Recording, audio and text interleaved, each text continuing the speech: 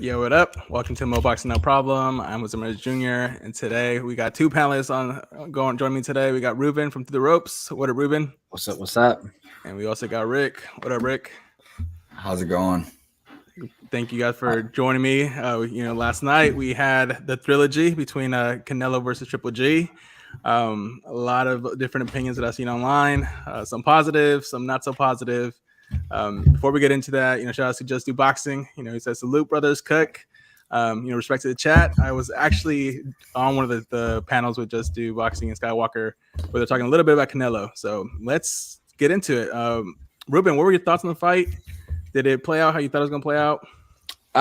No, it didn't play out the way I thought it was going to play out because I thought everything was like set on the table for Canelo to be the first one to stop Triple G, but obviously that didn't happen. But I mean, overall, I mean, forget about the stoppage. He did dominate the fight from the first round to like the last round. If anything, I gave Triple G maybe 2 rounds. Mm-hmm. Hey, dude, what about you, Rick? How did you see the fight? Yeah, I mean, I can't disagree with him very much. I personally didn't expect very much more from the fight. I think these two fighters respect each other very highly. So anything beyond that, I thought that was gonna I didn't actually think after watching Triple G's fights, I didn't think that Triple G had what it took to stop Canelo. So the glorified sparring match that it turned to seemed the most respectable way to go. I'm with you guys. I think the consensus going into this fight, was that Canelo basically ate Triple G's best punches in the first 2 fights. So now older Triple G had a lower risk of knocking him out. So most people are thinking Canelo decision or a Canelo knockout. And we saw that, for the first 8 rounds, I had it a clean sweep for Canelo. He basically did, just enough more than Triple G, who was very hesitant, probably the most hesitant I've seen him in his career. And it wasn't until the 9th round on that Triple G finally started letting his hand go. And I gave him the 9th and the 11th round. So I had, 10 rounds to 2 for Canelo. Those scores cards were wild. I think there's a 115, 113 Canelo twice. I don't know what fight they were seeing, but overall, I think Triple G showed his age. He's 40 years old and he clearly showed. And Canelo could have done a lot more, but maybe it's the wear and tear from all the rounds he's had in his long career. Because one thing I was noticing is like Canelo actually debuted a year before Triple G. Like he made his professional debut back in 2005, and then Triple G debuted in 2006. And if you look at the total pro rounds, Triple G is at 240 pro rounds, and Canelo's at 460 pro rounds. So almost double the amount of rounds that Triple G has. I think like he's starting to be old by boxing standards, even though he's only 32. No, for sure. I totally agree with you 100%. But I also think it's one of those facts that, I mean, amateur boxing, let's face it, in Mexico, it's pretty much non-existent. It's like those guys start turning pro at 14, 15 years old, So, so I think it's like the norm. And like also like, because I agree with you too. I think Triple G definitely showed his age. Even since the Ryota Murata fight, yeah, he won the fight. But I mean, Murata's no Canelo. Murata was what, 36, 37 years old too. Yeah. Mm-hmm. So I mean, that's a bad comparison if you're trying to compare that. But I mean, also but going on Triple G, I feel like he's also like been run down. What was it, over 300 amateur fights? I mean, that's true. That has to start taking a toll on you sooner or later too. Yeah, no, absolutely. So I think it's started to show in the trilogy fight. Yeah, definitely. I think the 2 pathways that they took to meeting into this 3rd fight, I think it wore them down individually, even though yes, Canelo was more active, like you guys were saying just now. His record overall, he's been more active the entire time. And I think it, like you said, it's starting to show the chink in his armor where he might have to retire a little earlier than most boxers would like to. And then another interesting fact that we learned through the post-fight interview with Canelo is that he was fighting with an injured left hand, and it's not a new injury. It's something that happened during the Caleb Plant fight. He dealt with it during the Bill fight, dealt it with this fight. He now said he's going to get surgery on it. It's going to be out for 6 weeks. That I mean, did that play a role in him not getting the stoppage like everyone predicted? That injured left hand. I think yes, it could have played a role because obviously it's his left hand.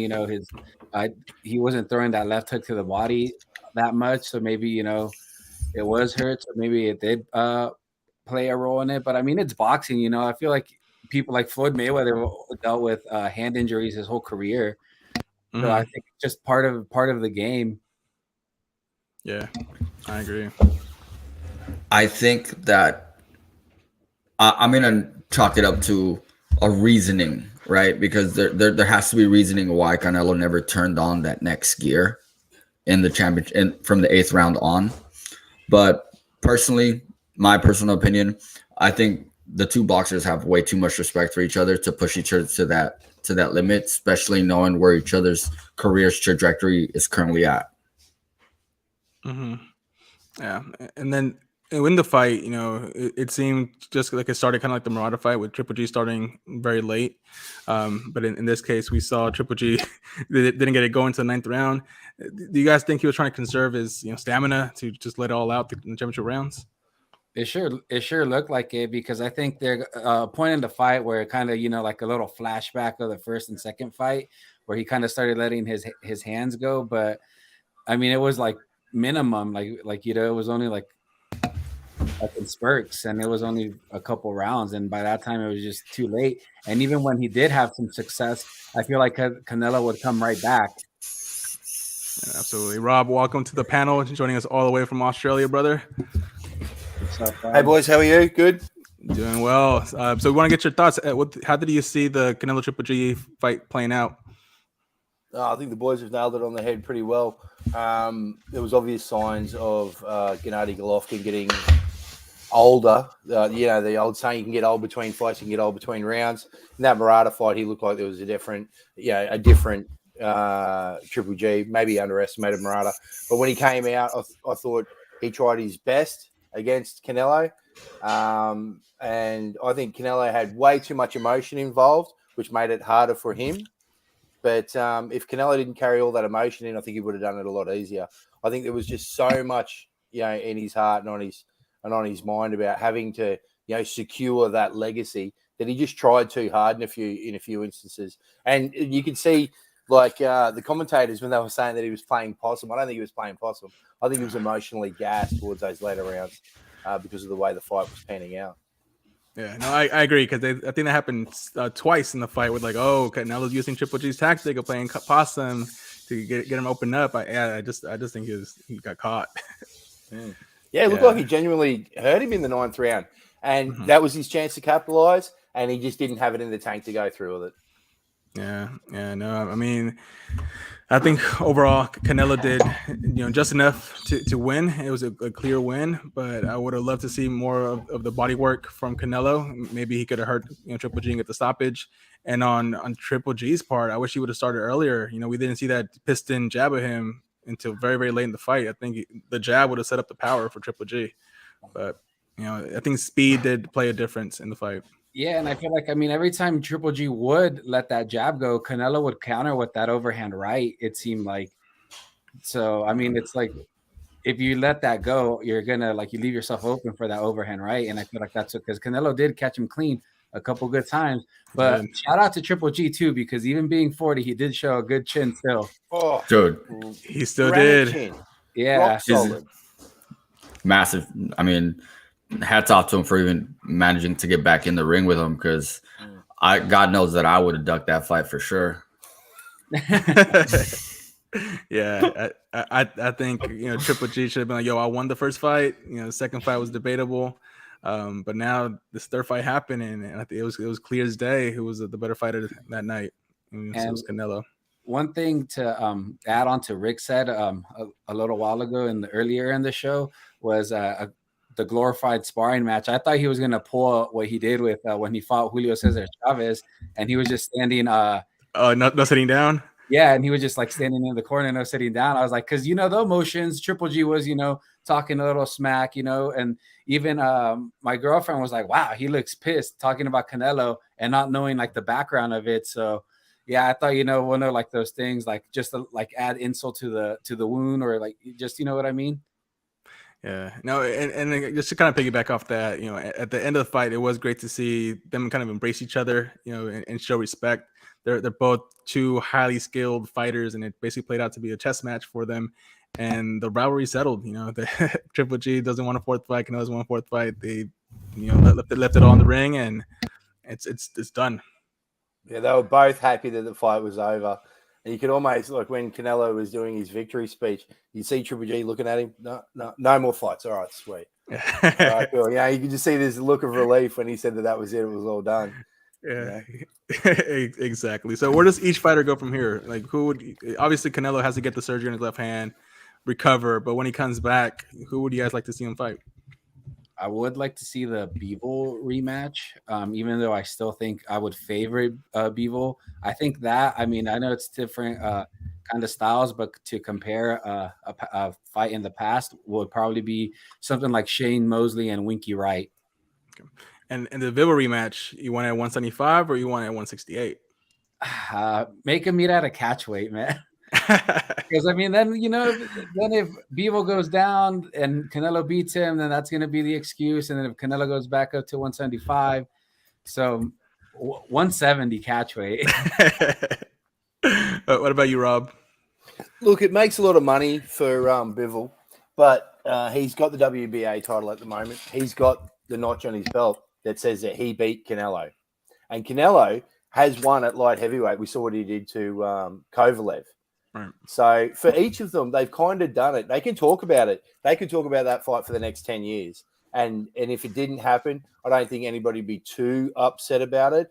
There are a lot of boys that have earned their right at 168. Benavidez, there are a lot of guys that are at super middleweight that he can fight. And I think it's too hard for him to go down to middleweight.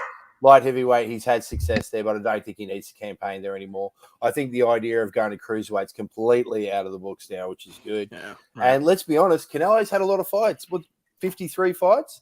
That's a lot of fights, man. He turned pro at 15, like Floyd at 23, he fought, He's had some big fights. Is he still as interested in, He's got a pretty nice lifestyle. The house is nice. The wife's nice. Sleeping in's nice. Hanging out with celebrities is nice, It sometimes that it becomes too hard to train to put that effort in, and maybe we see him have one or two more. But if he gets a loss, I'd say he's pretty close to retirement as well. Yeah, I agree. That's kind of what I mentioned earlier. I think just from a rounds perspective, it's been taking a lot of toll on his body. He's probably got 4 or 5 fights left in him. I was looking at rounds for Bernard Hopkins, another one that kind of stayed very late in his career. And Canelo basically has 60 less rounds than Bernard Hopkins when he retired. So he's getting up there in rounds. And B-Hop was a lot older. A lot older. And someone that should have called it quits maybe one fight, before he got caught up by Joe Smith Jr. I'm basically with you guys. I think, actually with Rick, who would you like to see Canelo fight next? I was going to totally skip you. My bad, bro. You're on mute. No worries. These guys basically said it best. Like, yes, the Bivol fight would be fun to watch the rematch, but I think it would be a similar fight to the one we just watched, except Canelo ends up losing. It was clear that at that weight, Bivol was just eating his punches and walking right through it. The catch weight would be dope, but I think that might slow up Bivol a little bit. So, long story short, I'd like to see Canelo run through the fighters that he has at 168 available. Yeah, agreed. And starting with David Benavidez, who, is the guy that never lost the belt officially in the ring. He lost it on the scale one time, and the cocaine the other time. Cocaine's a hell of a drug. Cocaine's a hell of a drug. I would definitely like to see that fight, just especially because Benavidez's defense is a little suspect. He's been dropped before, so I think that could be a big fight. It would definitely sell well. Mm-hmm. So if it's not Bivol, for sure Benavidez. I'm done with the Charlo guys. So it's either Bivol or Benavidez. Fight the Charlo brothers at the same time. Yeah, Canelo will fight both the Charlo brothers at the same time. Would you say Benavidez's defense is questionable? Would you just say he was reckless because he was a bit younger at that stage, and he wasn't showing any respect to that opponent? That is a good point to make, but I still think what he relies on is his offense. So, I mean, with the fighter of Canelo's caliber and his counterpunching ability, I think if David Benavidez' defense is questionable, it will definitely show up that fight. Yeah, that's where Triple G had all his success, was walking Canelo down yesterday. That's Benavidez to a T. But I would agree powerful. I would agree with him though, in the sense that I think Benavidez tends to get a little reckless with his right hand, and Canelo could definitely catch him with an over the top left hook, as he caught Triple G last night. Yeah, I mean that's definitely a fight I want to see. It's because Benavidez is big at 168 too, so there would be no Canelo bullying him, pushing him around. So now let's talk about Triple G. Do you guys think he should hang him up? It sounded like the post-fight interview that he has no plans with that. So if he doesn't hang him up, who should he fight next? Charlo. He's a free agent now, right? He's a free agent, I believe now. I think I was reading something. Mm-hmm. So yeah, I think he should fight Charlo. I think he has. How many belts does Triple G have at 160? 2. He's got two. So I think unification fight with Charlo. I mean, if Charlo fights Triple G, that's Charlo's best opponent he's fought, a 40-year-old Triple G. So, I mean, let's see how he does against an older Triple G. I can see that. I mean, Charlo was already kind of saying that he has no interest in fighting Benavidez. He'd rather fight Triple G to get the Canelo shot. So definitely see that. What about you, Rick? Who you want to see a Triple G fight? I don't. You don't? I want to see Triple G right off with this last big payday and go off into the sunset. This guy's been a phenomenal athlete for boxing. He's represented it amazingly. I would hate to see him get knocked out eventually. Yeah, all roads lead to that. What about you, Rob? Hang him up or keep going? Oh, look, I'd love to see him hang him up. I think he got old in the Murata fight. But at the same time, Canelo hit him with a big left hook. Canelo hit him with a big overhand right. And he still walked through all them. I don't think Charlo hits as hard as Canelo does. I think if Triple G actually believed and took Charlo into the deep waters, he might be able to unravel him round 8, round 9. So maybe one more, but if he lost to Charlo convincingly early rounds, then absolutely hang it up. It is a risk, but at the same time, I don't know how Charlo would handle that frustration in the later rounds. Absolutely. What up, David? Yeah, how's it going, fellas? Welcome aboard. Yeah, what were you gonna say, Ruben? Sorry, I had to jump in late, guys. I had a fundraiser for one of my lost aunts out here. No, you're all good, man. No worries, brother. Yo, Ricky, how's it going? Bro, chilling, bro. Enjoying this conversation with these gentlemen. Yeah, man. So sorry I jumped in late. I don't know if you guys already addressed it, but yeah, man, I feel like Triple G took way too long to get into the fight. Yeah, he did. Ninth round is too late to start letting the hands go. Yep. If he would have gone in maybe about round 3, maybe a different outcome would have came. But I don't think Triple G wanted that one, like going back and forth. I don't think it would have been a good thing for him. Yeah. No, I mean to kind of piggyback off the discussion where Triple G goes next, I'm siding with Ricky on this one. I think Triple G has been a huge ambassador to the sport of boxing. Has given us big drama shows many times, and unfortunately yesterday there was no drama outside of the scorecards being read and being way too close. I would hate for Triple G to go up against Charlo and lose. I don't even know if he can beat the IBF champion. What's his name? Gennady? Is that the IBF guy that was a mandatory for Andrade? I don't even know if he can beat him. So I would rather him just retire. But he's a warrior to the end. Retirement is too soon. I think he still has a chance against the Charlos. Honestly, maybe a good fight if he's able to go up. Benavidez would be a good fight for him, but it would take a lot of hard work, dedication, and a serious fight camp.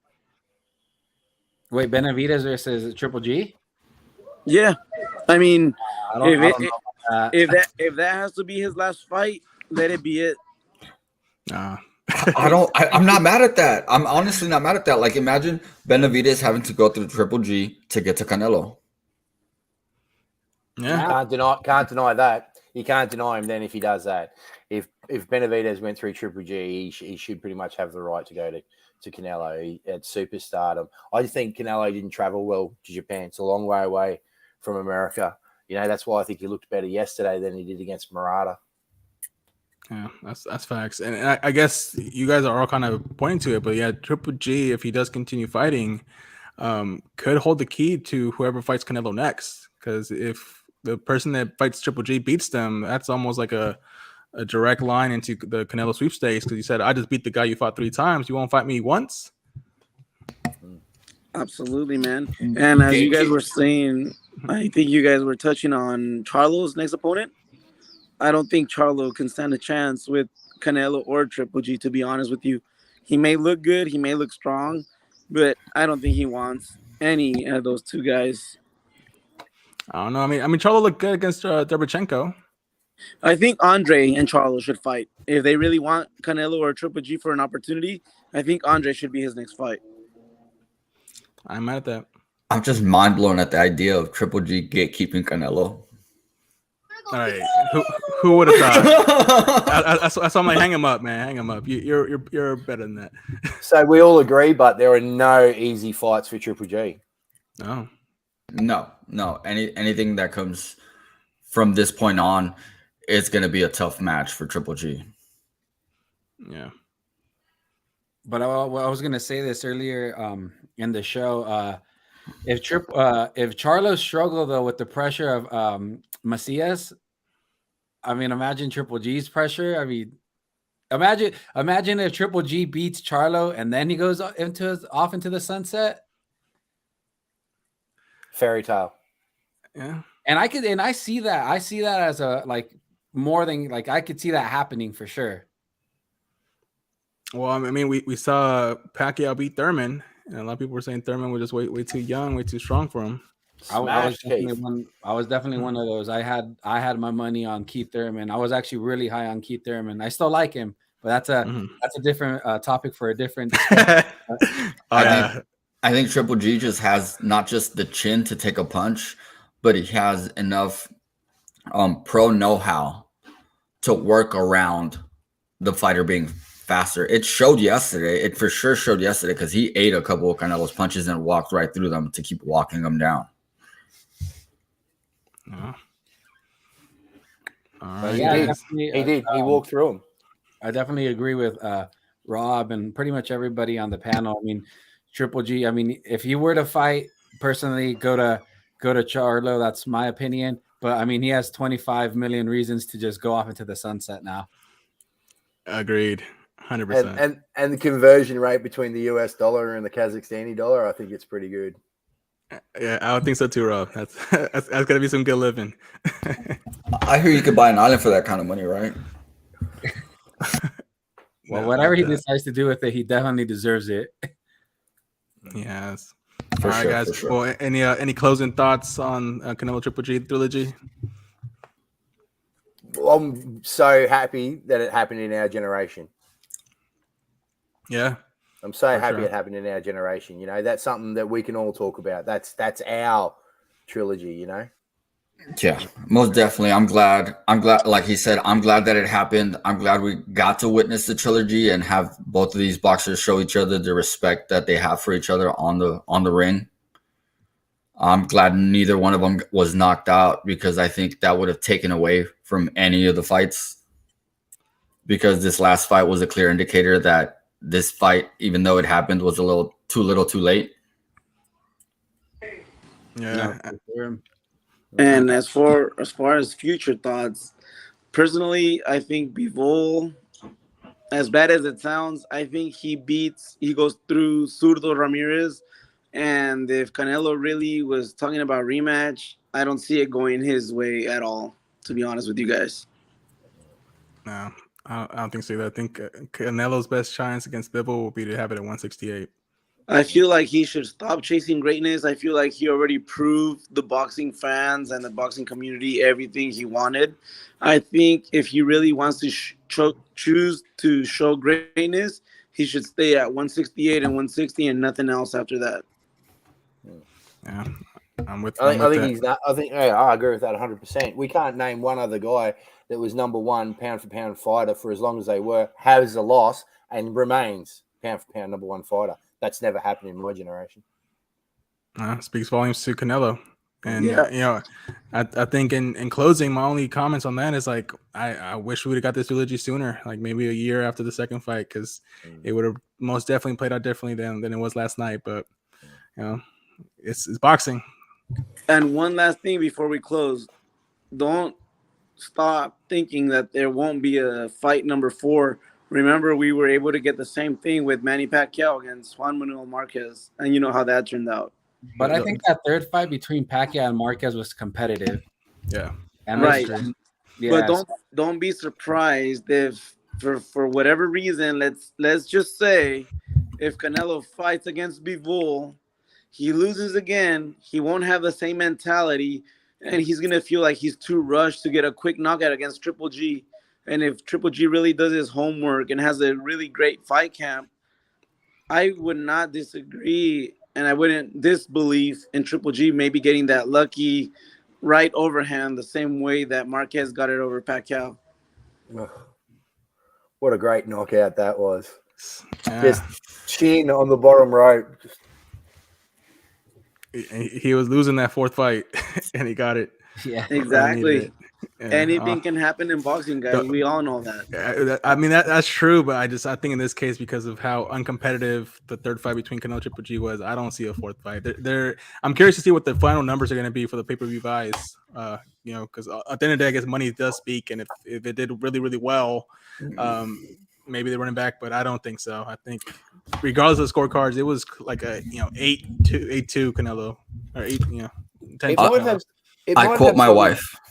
I quote my wife here, and I quote, "Well, fuck, I should have spent that $60 on the Roomba I wanted."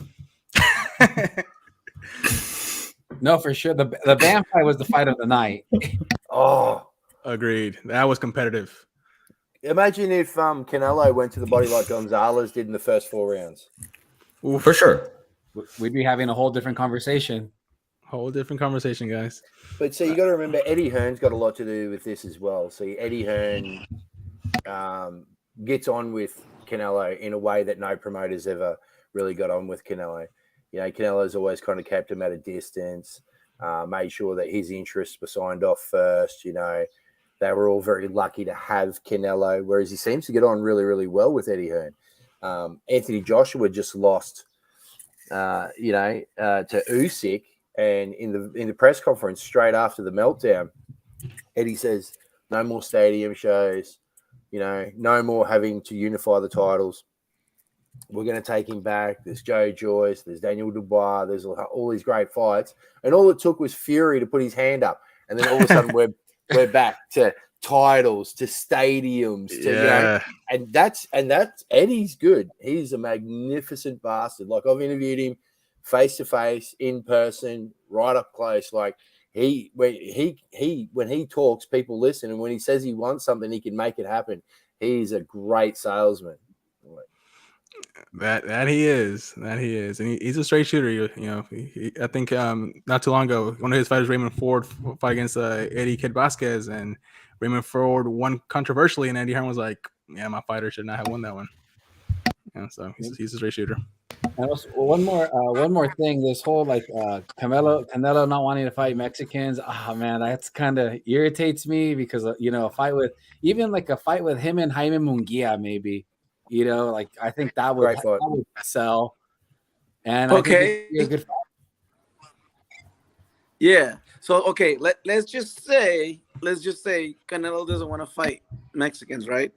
Who does he have left on the table? He cannot compete at 175. I'm sorry, Canelo, if you do not like what I have to say, but sorry, but you're not a 175 fighter. If you really want to stay at 168, 160, you have Boo Boo Andre, you have Charlo, you have the other Charlo, if he decides to go up for whatever reason, Payday. yeah, exactly, Payday. payday, exactly. No, But but yeah, don't try to go up and say that you don't want to fight Mexicans, because that's all you basically have left. You have nobody else for you. You don't have anybody else at 175. I'm pretty even sure Bivol will beat him easily. Beterbiev will also beat him easily. So if you really want to compete, I think you should actually try to fight against Mexican fighters, because that's all you have left in your divisions, which is 160 and 168. So you Or think if he's you really want ducking? to say that you've made the sacrifices and you really want to try to go back to super welterweight, then you have either Crawford or Spence waiting for you. Nah, who he's already not dropping to handle divisions. 154. No way. No way. No. I think he barely makes 160 if he tried to. I mean, So no I way just he's going for it. I don't understand why people would say that he doesn't want to fight Mexican fighters. I just don't. Well, don't he said get it. He said it, but I think his quote has been misconstrued, because I think he said he would probably mean like he prefers not to fight Mexicans because he represents Mexico, and his way, I guess, of uplifting other Mexicans is to not beat them down in the ring. give your fellow Mexican that payday. I'm with you, and I think in this post fight conference with Triple G, he's basically said it's not that I don't want to fight Mexicans. I would prefer not to, but it doesn't matter to me. And I think if the public demands that he fights Zurdo Ramirez or Jaime Munguia, and there's enough outrage and saying you're ducking them, he will fight them. I think he honestly would. No, for sure. I would disagree, because he's like, people have been taunting him about not wanting to fight American boxers, American style boxers. And he's done a good job at like not fighting them, because again, like you were saying, like Rob was saying earlier, he was spending all this time chasing greatness. Mm-hmm. But I think that's probably what I think annoys at him, this though. point he needs to maintain it, because to to me he's great. Like at this point he's great. He's fought. He's tried to prove. He failed, but he tried. The fact that you tried makes you a great boxer. Yeah. No, and I think honestly that's probably what annoys Canelo the most, because he's done the chasing greatness path, and he doesn't see any of his peers doing the same thing. Like anyone else could have done, like, I'm going to go up to and beat Kovalev and take that strap. He's vulnerable. No one else did it. And that's the reason why he says it's not that he's ducking Mexicans. He wants to give a platform where young Mexican fighters can be on a Canelo platform, get as much exposure as possible. He's got this belief that it, unfortunately, still in America and around the world, that super fights are always going to and they call them super fights or money weight. Eddie Hearn calls it now. Anything like that's always going to do better than Mexican versus Mexican. Canelo just thinks that we're still a decade away from having an all Mexican headliner again, where it sells out and gets the numbers that these other fights have been generating. And he just thinks that it doesn't do justice. Yeah, he'd rather help them than, and give them a bigger platform. I think he won't have a choice if Benavidez and that comes up. I agree. He definitely doesn't want to fight Arda Beterbiev. Oh my gosh. No, especially after what he did Joe Smith Jr. No. Like, I agree with everything you were just saying, Rob, too. But you also have to, like, this is my thing. Like, obviously, I'm Mexican, so I grew up watching the Marco Antonio Barrera fights, Oscar De La Hoya versus Fernando Vargas. Those were like, Israel Vasquez versus Raul Marquez. Like, those are some of the greatest fights in boxing's history. It's a Mexican versus a Mexican. So I agree with you, and 90% of the boxing purists will agree with you. But 99% of boxing fans around the world wouldn't know three of those guys that you just mentioned. And that's horrible. I could see that, truth. but it's horrible truth. I personally think that why he's not fighting was you got to earn your seat at the table. Good point. Yeah, and I think to echo your that comment you made, Rob. We not too long ago we had Juan Francisco Estrada versus RG Cortez, all Mexican fight, very competitive, and I posted a clip of that video on my YouTube channel, and a lot of people said this is knock 'em sock 'em robots. Some people just don't appreciate that all that war type of style. Look at the we're not hearing anywhere enough about Chocolatito Estrada 3. Mm-hmm, that should be everywhere. We should be hearing that. We should be talking about that. That should be everywhere. You want to talk about great trilogies. Yeah. What up, Tupac? What's going on, brother? Tupac's alive. He's back, man. He's still alive. He's still alive. He's in San Diego chilling. He said, "Come with me." I love it. He's down in La Jolla just chilling. Absolutely, guys. I love San Diego. I love San Diego. Love San Diego. So good. We need California. That gives escondido a different meaning, doesn't it? For real, it does, man. Well, everyone, thank you for joining in. Before we wrap up, I'll kind of do the roundtables, and you guys can shout out your channels where we can find you. We'll start with you, Rob. Look, I'm all over the major platforms as before the fight. So awesome. All right, what about you, Ruben? I'm Ruben, and you can find me on Instagram and on YouTube on Through the Ropes with those 2 underscores, just how you see there. For sure, Rick. I'm Rick, and you can't find me nowhere because I don't have any channel. I'm just on here because I love boxing. Exclusive. So you'll be exclusively on Mo Boxing, no problem. Exclusively. I'll only hang out with this guy for sure. For sure. All right, what about you, David?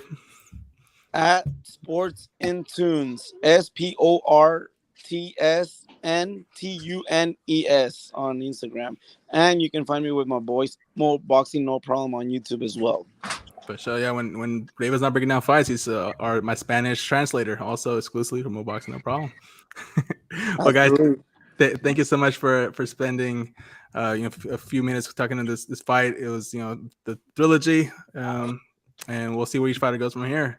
Absolutely, guys. All right, later. Enjoy the rest of your day, guys. Hey, stay tuned. We got Zurdo versus Bivol coming up, so that's gonna be a good one. That's gonna be a good one. Can't wait to break that one down. Sure. All right, later. Fellas. Thank you, Rob. Have a good one, guys. Thanks, Rick. Peace easy. Hey, bro, no problem. Anytime. All right, peace. Peace.